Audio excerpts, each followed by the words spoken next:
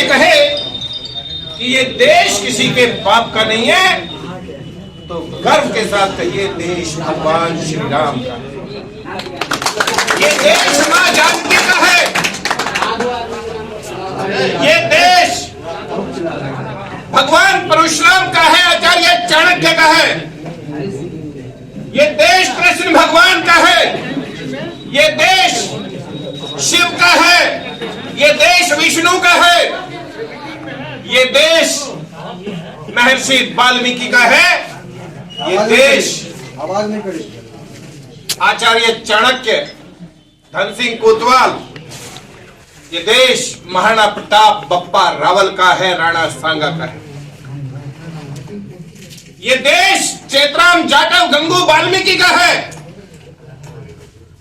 ये देश भगत सिंह सुखदेव राजगुरु का है, रानी झांसी का है। ये देश चंद्रशेखर आजाद का है।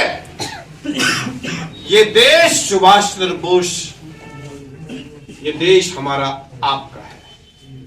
हम जिएंगे तो इसके लिए, हम मरेंगे तो इसके लिए, और आवश्यकता पड़ी तो मारेंगे भी इसी देश के लिए, इसी राष्ट्र के लिए। तब भी कोई ये कहे कि ये देश किसी के बाप का नहीं है, तो गर्व के साथ कहिए देश हमारे ही बाप दादाओं का है। ये देश अपने हाथ खड़े रखिए और जरा अपने पीछे मुड़ के देखिए, अपने दाएं बाएं देखिए और हाथ खड़े खड़े महसूस कीजिए।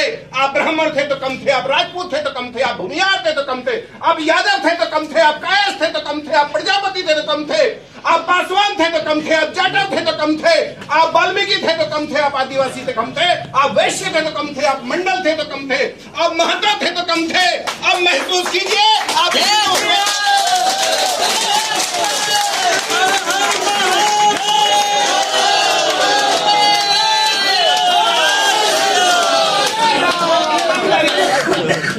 ईमानदारी से महसूस कीजिए आपकी ताकत बढ़ी या नहीं बढ़ी। ईमानदारी ताकत बढ़ी कि नहीं बढ़ी हिंदू होने से? अगर हम इसी तरह हिंदू हो जाएं, ना केवल भारत, पूरे विश्व को हम हिंदू राष्ट्र बना सकते हैं। राजकुमारी सूर्य देवी और राजकुमारी परमाल देवी, उन दोनों ब्राह्मण पुत्रियों को घसीट कर अरब के खलीफा के पास ले जाया गया। महीनों रास्ते में लगे और जिस किसी व्यभिचारी कौम, वो कौम जो है व्यभिचार के लिए जानी जाती है, वो सब उन बहन बेटियों के साथ अरब के खलीफा को सौंपा गया। उसने भी वही किया जो उनके यहां किया जाता है, और फिर भी उसका पेट नहीं भरा। वो सब वहशीपना, वो सब गलत करने के बावजूद भी उन दोनों पुत्रियों को, उन दोनों राजकुमारियों को घोड़े की पूंछ से बांधकर तब तक घसीटा गया तब तक उनके, जब तक उनके प्राण पखेरु न हो गए। ये इस भारत में हुआ है। ये इतिहास में जानने की आवश्यकता थी, लेकिन जान तब सकते थे जब आपका प्रधानमंत्री कोई राष्ट्रवादी होता और आपका शिक्षा मंत्री कोई राष्ट्रवादी होता, तब बताता कि 1300 साल पहले आपके साथ हुआ क्या था।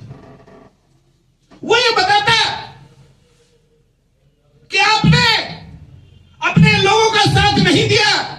इसी का परिणाम हुआ कि भारत में इस्लाम का प्रवेश हो गया।